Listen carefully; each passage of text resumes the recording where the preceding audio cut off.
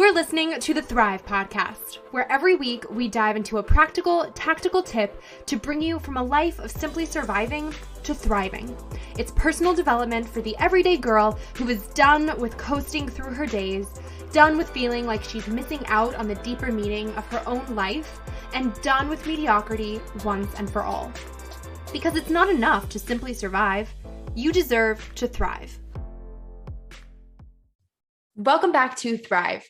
If you've ever struggled with confidence or a lack thereof, today's episode with my new friend Jess is for you. After spending years in big corporate doing leadership development programs and realizing that other people saw her a bit differently than she was seeing herself, Jess Critchlow uncovered a few confidence archetypes that shine a light on how we each show up in the world differently, but confidently. Today on Thrive, we're unpacking those archetypes, plus she's got a quiz for you to find out yours. We're also diving deep into imposter syndrome and feedback and how to reframe both, as well as taking a lesson from Buddhist monks whom Jess studied with in England on detaching from outcomes for an ultimately more fulfilling life. Stay tuned through this conversation. Drop it 5 stars if you like what you're listening to. And now, welcome, Jess. Erica, thanks so much for letting me come play with you. We're going to have fun. We're going to just dig in the sandbox today. I know. As soon as we hopped on, we were like, ooh, we're the same energy level. We can vibe all day. We could probably talk for hours. So I'm sure this is going to be a really good episode. Oh my gosh. All right. So you spent like a decade in big corporate running leadership development programs. You've been a TEDx speaker. You're also a mama. Also, I feel like fun facts about you are you selling all of your stuff to move to England and then also studying with Buddhist monks. So you're basically like the coolest person, but I'm going to pass you the mic to tell your story and kick us all off. Oh, it's so funny. A very good friend of mine is a digital marketing expert. And I remember talking to her a couple of years ago. I was like, storytelling is this big thing and entrepreneurship. And like, I don't have any stories. And she's just like, I've done some things. Yeah. Because it's funny, right? We always think of our own story as like, who cares? That's just boring and whatever. And then it turns out it's actually interesting to other people. So yeah. So in an effort not to ramble on about too many things. Yeah. So I started my career in HR, very quickly realized I'm a terrible HR person, but a great training and development person. So I segued into leadership development and soft skill training. I did that in corporate for 10 years. And there was sort of this moment of, okay, I was like, everyone thinks I'm confident and I'm not. So what's happening? So I was like, I know I need a promotion. So I hired a coach. I did all this, like I paid for all my own training courses. Feel any different inside? Oh no, the plan didn't work. So that is where I really was like, okay, I need to dig into this whole thing about confidence because everyone thinks I'm confident. I know I'm not. How are we seeing it differently? And that kicked off continuing, but a good 5 solid years of coaching, coach training, Buddhist retreats, meditation training. You name a workshop, I probably went to it to figure out like, why is my brain not matching what's happening in the outside world? And then I was like, actually, I like this enough that I kind of want to help other people do this in their business and in their work. So that's what I do today. That's awesome. So were you a super confident kid or did it really just kind of like hit you where you realized other people were viewing you a different way than you thought of yourself? Yeah. The moment I realized it, actually, it did start before my career in corporate. The moment I realized it was in high school. I got voted as, and this is where you're going to roll your eyes, and it's okay, listener, roll your eyes. I get it. I got voted as valedictorian of my graduating class. And it shocked the ever-loving bleep out of me. Cause I was like, what? Why me? I'm just the nerd who gets some good grades, but like, I'm not cool. I have like 3 friends. I don't get it. And that was the first inkling I ever had that other people are seeing something different than I am experiencing. And then I kind of forgot about it, went away to university, got into corporate. And that's when it started to hit me again, that there is like something is happening that doesn't make sense to me. People are seeing me differently than I see myself. So what is going on here? Yes. Okay. So that's also, I feel like you have the flip experience where there's some people who are not necessarily viewed positively by their coworkers or by family members or whatever, and have to kind of figure it out for themselves. Like, it's not like this external boost or support system saying, hey, we see something in you that you don't see. Like, honestly, dude, I wish more people had that. So how do you think that people can really dig inside themselves to see that in them first, if they aren't fortunate enough to have people on the outside going, hey, you seem really cool or really smart or whatever, if instead it's the polar opposite of people going, you're not smart enough or you're not good enough, and you have to figure out, wait, but like, what is the truth about who I am, and what can I be confident in, or what should I be confident in?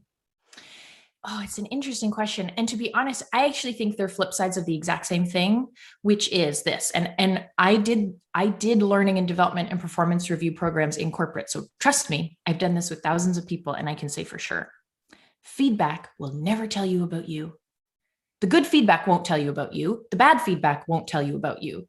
It will only ever give you information about someone else's experience. That does not mean it's useless information. It just means that it's not this objective truth. So let me give you an example. A really good example I hear people do all the time is they say, okay, so I ran this program with my clients. The overwhelming feedback was that module 2 didn't work. So I'm going to take out module 2. I'm like, no, that is not the conclusion to draw from that. The conclusion is their experience of module 2 was not useful. So it could be a number of things. It could be module 2 just needs to be taken out. It could be you taught it the wrong way. It could be you didn't set expectations at the beginning of what module 2 was even about. So it doesn't mean the data is useless. It just means you have to filter it through all kinds of things before you can use it. One, is the person even a stakeholder? I had a client the other day say, oh, my brother says like I'm not a good software developer. I'm like, has your brother ever worked with you? No. I'm like, then not useless, not useful source of data at all. I'm sure he loves you. I'm sure he means well, but he's not a stakeholder. So one is, does the person know a stakeholder? Two, what can you do with that piece of data? Because you can never take feedback at face value, ever. Like the good, the bad, the ugly, never. You can only ever take it as a data point and then figure out how to use it from there. Like, what does it actually mean? So that's the big thing that I always say is feedback is never, ever, ever about you. It's just not. So that's one. And then two, to your point, if the people in your life do not think you're amazing, you need new people in your life. Yeah. Like you just do. Like we are social creatures. We just are. And whenever someone says to me, I want to learn how to not care what people think, I'm like, well, good luck changing out your brain for a different mammal's brain, because a human brain cares what people think. Whose opinion matters? So if no one in your life is pumping you up, you have no champions, no cheerleaders, you need to get better people, my friend. Like seriously, start inviting people for coffee, find new friends. Like you need people who are like, you are amazing. You need that. It's a non-negotiable.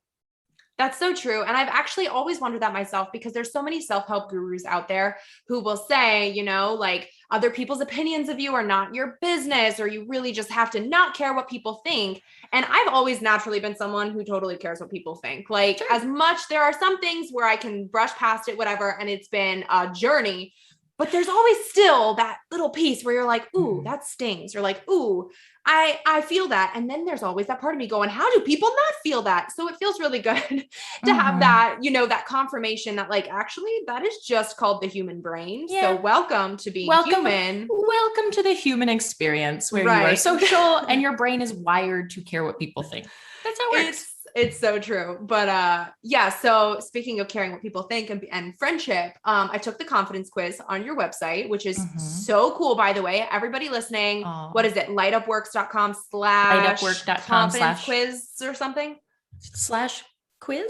I think it's /confidence-quiz-page. I just pulled it up for everybody. There we go. So okay. Type that into the browser. Just go to lightupwork.com and you will find your way there. I make sure people don't miss it because I love it.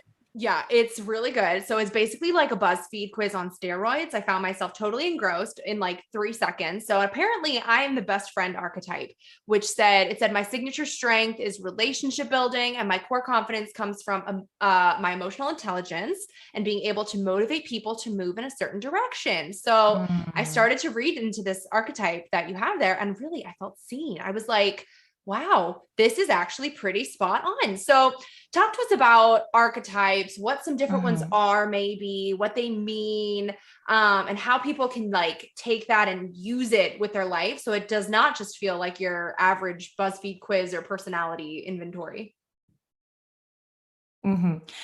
Yeah. And I mean, my background in training and my degree in university, it is psychology. I'm trained in some different personality assessments that are not like, what dog breed are you? Which, by the way, I love a quiz. Hence why I created one. If it's like, what type of dish soap are you? I'm like, so I want to know what type of dish soap am I?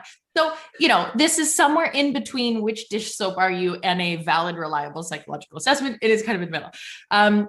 And really, I'll tell you about kind of why I created it. And then I'll give you a few kind of examples. So what I was noticing with the people I work with, everyone kind of thought confidence was this one thing, this one way of showing up, this one way of speaking, this one way of communicating, this one way of presenting. And that's just not been my experience. It's not been my lived experience, and it's not been my experience in helping other people show up, take action before they're ready, be confident. It looks different for everyone. What feels and looks confident for me is going to be very different from the next person. Like I was at the park the other day, there was another mom, and I gave her my card to say, I'd love to hang out sometime. And you guys, some of you are like, yeah, big deal. I do that all the time. I honestly felt like I was going to throw up in my mouth as I was sweating. I was like, oh my God. But you throw me up on a stage and I'm like, cool, I'm fine. It doesn't mean I'm less confident than you or you're more confident than me. It means we show up in different ways. So that is kind of where the quiz came from, to give people a view into their version of confidence, to get them started thinking about it. And there's a few different archetypes, and it's based on some Carl Jung work, and it's based on the MBTI, and it's based on DISC and some other assessments that I've done and kind of played with them in this way. So the best friend, that's you, love it. I am the Jester Archetype. Oh. So the Jester Archetype is this light, playful, silly type of energy.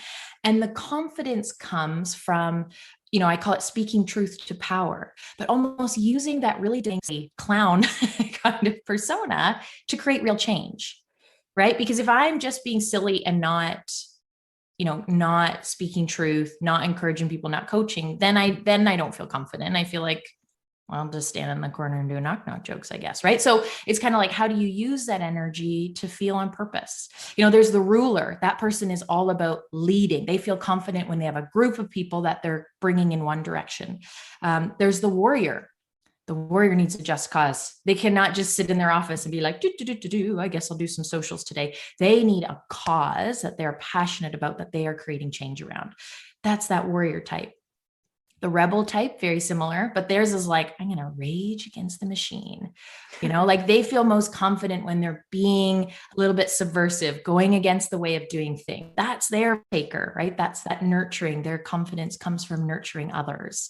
So, the mystic is always the, like, once they've read their tarot cards, or like checked their human design, or like just stopped and felt into what their intuition says. That's when they're like, okay, I'm on it. And none of these are better or worse than the other. They're just different ways of showing up. And so that's really where the quiz came from, is figuring out what is your way, just giving that little nudge of what is your way to show up and be a badass. Because it's not going to be the same as my way.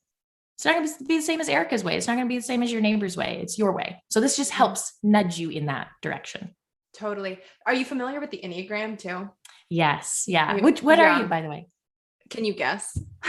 You must be a 7, surely. Right? No, really? I'm not. Oh, now I'm intrigued. I'm a 3 wing 2. Oh, I wouldn't have guessed that. Really? It makes sense that I'm thinking about. What resonates true for you with your Enneagram? All of it.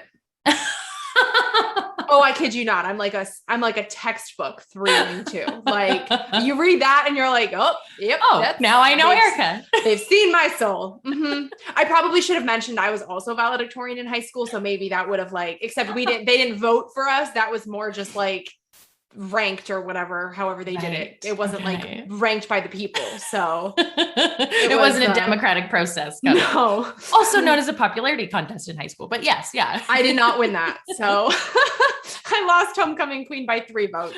So that was mine.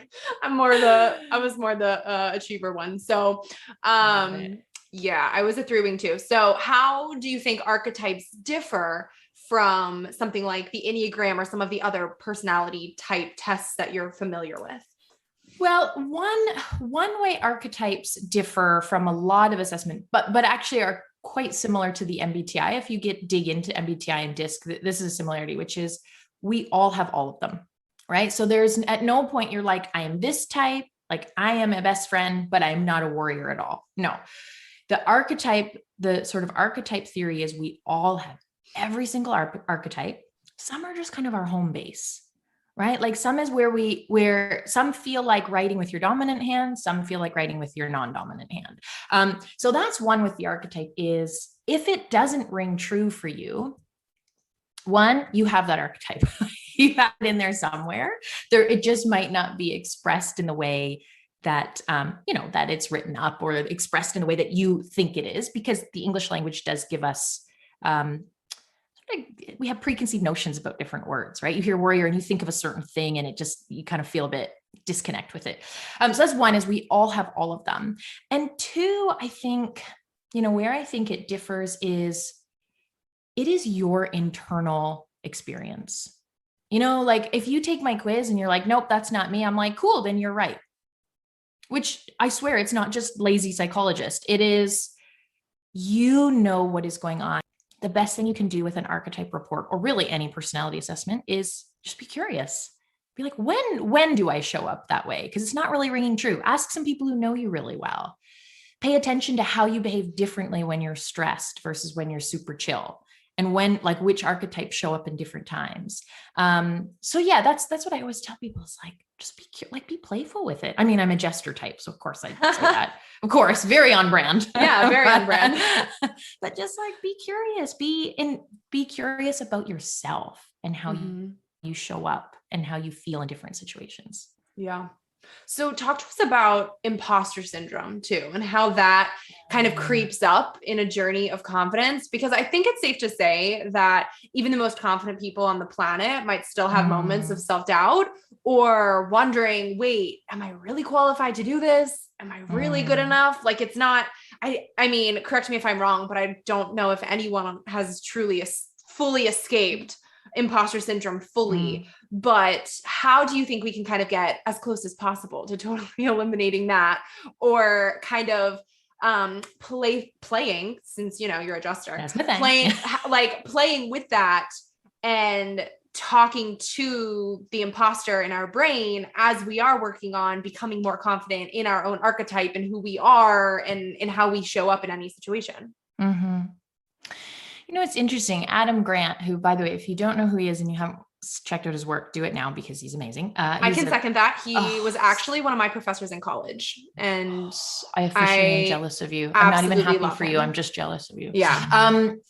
He wrote an awesome book recently called Think Again. I think that's what it's called. Think Again. And this is not a slight to Adam, by the way, because he is magic. Yes, there it is. Think Again. This is not a slight against him. So he writes about imposter syndrome. It's like not the whole book, but it's, a page or whatever. And he says, imposter syndrome can be great. It is great because it gives you some humility. It makes you not be overconfident. It makes you not be arrogant about your view or the tools or the person you've decided on. It's great. And then there's an asterisk. And then if you check the little footnote at the bottom, it says, it's great for men. When women feel imposter syndrome, they don't take any action. When men feel it, they work even harder. I'm like, there it is. There it is. There it is, Adam. So the thing you have to know about imposter syndrome, in my experience, is it can be great as long as it doesn't stop you from taking action. Imposter syndrome, whenever I feel it, and by the way, I feel it, I'd say at least once a day, usually on average, more about 5 times a day. It's my reminder that I care. That's it. It's my reminder that I care. And it's my reminder that I'm being brave. When I'm sitting watching Netflix, which I was doing just before this interview, don't judge me. I was watching the making of Back to the Future. I didn't feel imposter syndrome. I was just chill. I was watching Netflix because I wasn't being brave, and I didn't really care.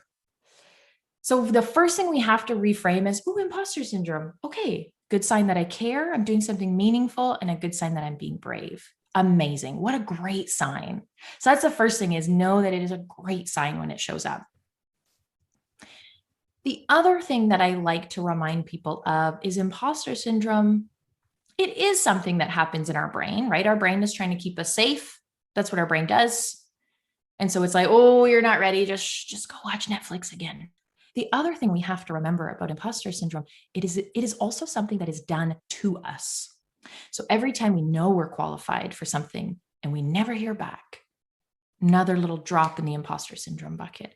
Every time we're spoken over in a meeting, a drop in the imposter syndrome bucket. Every time we have a toxic boss or a toxic client who questions us, constantly questions us, drops in the imposter syndrome bucket. So yes, it is a good sign in that it means you're being brave and you care.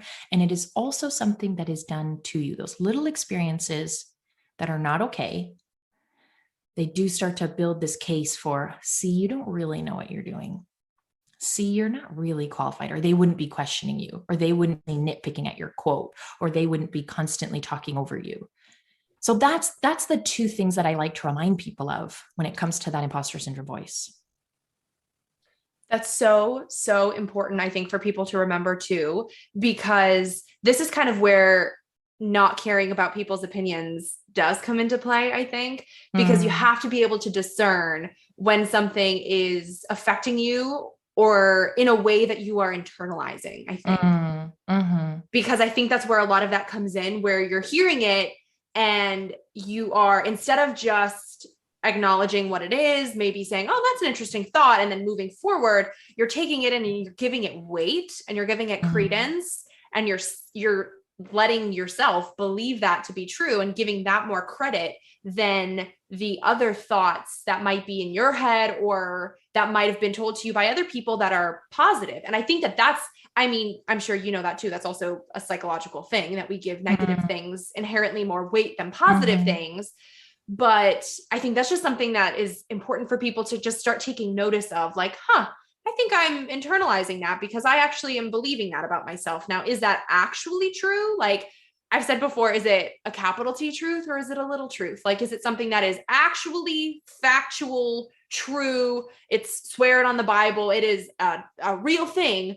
Or is it something that you think is real, but like might not actually be real? Like it's a monster under the bed when you're 4, but it's not like an actual monster under the bed kind of thing. Oh my God, Erica, it's so true. And this is something, by the way, to your listeners, you don't even need to hire a $10,000 a day coach to do this exercise of question your thoughts. Seriously, if all of us questioned our thoughts, the world would be very different. Instead, a thought pops up and we go, must be true. Like, no, 99.9% of your thoughts are just made up. That's fine. And that's fine. You don't have to be mad at your brain about it, but just, you do not have to have loyalty to every single thought that pops into your head, and to your point too, like, I mean, the other thing too is like, even if the thought is true. So I had a boss who to this day, I know didn't respect me. I know he didn't, but I believed that he didn't respect me. And then how did I behave as a result of that? Like, forget about whether it was even true or not. How did I behave? I was all awkward and passive aggressive. I didn't push my agenda. I didn't, there was so much more action I could have taken at the time, but because I had this belief that I was loyal to, I didn't do all of the behaviors that are more in line with who I want to be. So like, question the thoughts. And even if you're still convinced it's true, you better question how you're behaving as a result of that, because I can guarantee you it's probably not in line with who you want to be. So that kind of leads to, I wanted to ask you about, like your time studying with Buddhist monks, because that's kind of a cool experience that not all of us get to have on an everyday basis. But I'm guessing that helped you a lot with learning how to detach from outcomes, because I know that's something that is taught, and I think monks are probably the best people to teach that. So talk to us about maybe what that looks like and how to go about learning how to actually detach, since obviously that does kind of go against what our brain naturally wants to do and might be a little bit counterintuitive to today's world of like Pinterest hustle and goal getting and being very attached to an end goal. So spill some of the wisdom here that you got from the monks, because the people want to know. By the people, I mean me. I really want to know. Well, the first thing I do is, so the retreat, the Buddhist school that I studied with was in England, which you don't naturally think of Buddhism with England, but that's where I was living at the time. And one of the monks I studied with looked and sounded exactly like Jason Statham. It was very disconcerting, like this thick London accent, like built, bald, huge British guy, and just like, and now breathe into, I was like, oh, I got to get my head around this. Was it Jason? I mean, it might've been, because I would imagine he's pretty Zen. But at the same time, I doubt he's in a forest teaching Buddhism to like a bunch of retreat people. So I don't know. But that's the first thing. So there's really two experiences that shifted things for me that I still think about. One, so we were doing it was the whole retreat was in this huge meditation tent in the middle of the forest in England. And we were doing a loving kindness. It was about a 2-hour loving kindness, like really beautiful. And if anyone hasn't done a loving kindness meditation, first of all, you can go on YouTube it. It's amazing, or find it on Insight Timer. Basically it's this idea of growing your ability to feel compassion for yourself and others in a short little nugget. And this person started crying really loudly during the experience. This is where you're going to know I'm not a good person. And I was getting really annoyed. I'm trying to do this all about compassion and love. And I'm like, would that person shut the F up? I'm trying to love here. And then I just was like, they were a plant to test you. I was like, they might've been, because it was very loud crying. And I was like, oh, okay. I've set this vision of what this experience is going to be. It's going to be quiet, zen. I'm going to feel love for the world. And instead I'm annoyed with this person for crying. I was like, oh, I'm doing this to myself. So this was my first huge, I mean, it was a profound realization to me at the time, which you're probably like, well, of how much my expectations are the only thing that really mess with my experience, right? Like when I think someone should respond in a certain way, that only messes with me. It was the same moment I realized at the time, I've worked on this a lot. I don't apologize, me feel better about my screw up. It's that thing of getting clear on your intention and it sounds so annoying, but, and just letting go of your expectation. And I know you're like, yeah, but how? Practice. It really was a moment. Like I had that profound realization of, oh, I'm causing all my own problems. Cool. Okay. And then the next day, like the next week when I was back in the office, that was gone. I was just like, oh my God, Rob in accounting needs to. And I'm like, oh, okay. Breathe. So that was one thing that I was like, oh, okay. The other one that I think might be interesting and useful is one of my mantras now is we're all just ants on a tree. Because one of the exercises we had to do is it was a walking meditation in the spring in England in bare feet, which by the way, spring in England, it ain't warm, but anyways. So we're walking through this forest in bare feet, and then we had to stop and contemplate just the forest, basically. And then when we were done, they'd ring a gong and we'd all go back. And of course, I'm like, my feet are cold. This is stupid. Why am I doing this? Oh my God, I could be in a pub right now. Like, what am I doing? And I just sort of slowly started noticing these ants going up and down this tree. And it was just this moment that hit me of, oh, that's us. Like that's humans too. We're all just rushing around, just ants on a tree, staying busy till we're dead. And I know that sounds like a bummer, but it's not actually. It's this thing of like, I can hold it all so much more lightly. Like it's fine. I'm not a heart surgeon. If you are a heart surgeon, please still take it seriously. But if you're not, chill. It's okay. You can just do the thing, see what happens. And then we're just ants on a tree. It's fine. So that is a big one for me, is just noticing how, like, are you taking yourself too seriously? Because you probably are. And you can probably chill out a little bit, which ironically probably gets you better results because you're not holding onto it so tightly and trying to be perfect and trying to look a certain way. We're ants on a tree. It's okay. You can chill. I love that. Do you think certain archetypes do better at that than others? Because immediately I'm thinking like my Enneagram 3 is going like, ooh, that's a little like, I don't really like the idea of chilling and not caring about goals anymore, but I feel like there might be some other archetypes or Enneagrams or whoever who are like, say no more. Like I've totally got this. So do you think that that's more of a challenge than others? And right away I'm going, ooh, this is me trying to seek like validation that I can handle this differently because of my Enneagram and like looking for an excuse to not actually have to do that. But it's an interesting question. I can only give, like, everyone will have their own probably answer to that. I can only my experience with the people I work with. No, I haven't seen a correlation between which archetypes are better able to, even though, okay, I'm a jester, so you'd probably imagine it comes easier to me. But actually my thing is like, I have to make everyone laugh. Everyone has to be having fun. This has to be good and light and playful. And I'm like, that is the opposite of holding things lightly. So I don't see a correlation between which types find it easy or not. But I do tend to see a correlation in how that shows up. So a caretaker is going to show up in a different way when they're like holding it lightly. They're not going to just suddenly not want to nurture people, but they're not going to be attached to the person's response. They're just going to show up, nurture in a way that feels right to them. And if people love it, great. And if they don't, that's fine too. So it's less who finds it easy and hard, and it more the archetypes show up in how you do that, in how you let go. And by the way, there's a reason that monks live in like a monastery and don't have kids and don't live with their family of origin and don't run a business, because this is hard. It's hard and it will mess with your inner peace. Like, you want spiritual development? Have a kid. Forget about going to a monastery. Have a kid. Start a business. There you go. There's your spiritual development. So know that it is hard, and that doesn't mean you're doing it wrong. It means actually you're doing it right. Yeah. So true. We were literally just talking before we hit record about how we both have very young toddlers and run our businesses, and it's the weirdest parenting paradox, how you can just so fiercely love your kid one moment and then you want to like send them off to East to Bip the next, like boarding school. Yeah. And you're like, wow, one minute you're like, I'm the worst parent and the worst person. And like, I need to, and then the next you're like, oh my goodness, I would give my kidney in a heartbeat to this little fierce monster. So it's really a good test of pretty much everything. And you're just really thrown in the fire with it. So that's true. Oh my gosh, so true. And you know, my husband and I were actually just talking about this yesterday. One of the things that we try to stay really vigilant, but we fail more often than not. But what we try to stay vigilant with is not judging the feeling we're having.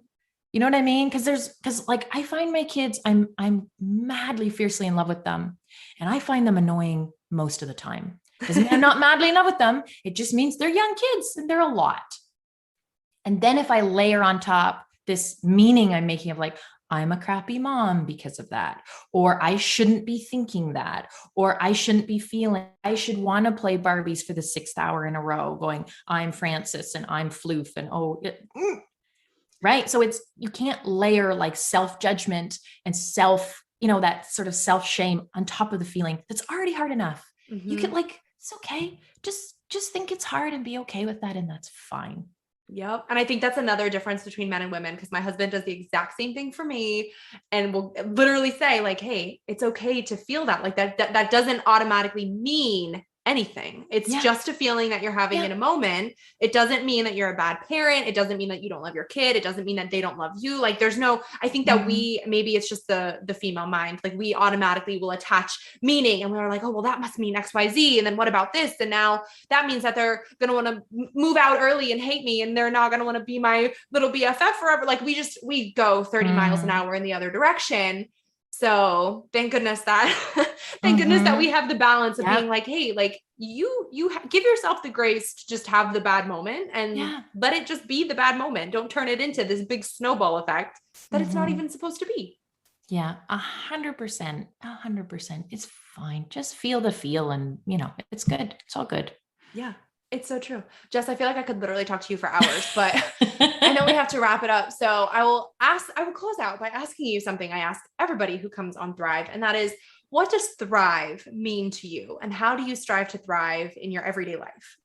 Oh my gosh. I am in the messy middle of figuring this out. So I will be as concise as my chaotic brain can with this. For me, I think, and I've been journaling about this a lot and talking to my coach about this a lot. For this idea of thrive, it's so easy to make it external, right? Because I run a modest business. I only work a certain number of hours a week. And I'm like, wow, I'm not quite at 6 figures yet. So therefore I'm not thriving. And it's like, ugh. I love what I do and I love my clients. Like, why isn't that enough? Right. So for me, I'm trying to turn it more inward, not to say I don't want to pay my bills and make money, because I really love paying bills and making money and even paying taxes. I'm like, yay, I'm contributing to infrastructure. That's great. So I still want to do those number goals, but the thrive for me, I've turned more inward into, do I feel in flow? Do I feel like I'm doing the things that I love to do? Not all the time, because bookkeeping still has to happen, but is that a majority of my workday? Do I have energy to do the things that light me up? So yeah, so rambly answer because I'm still figuring it out.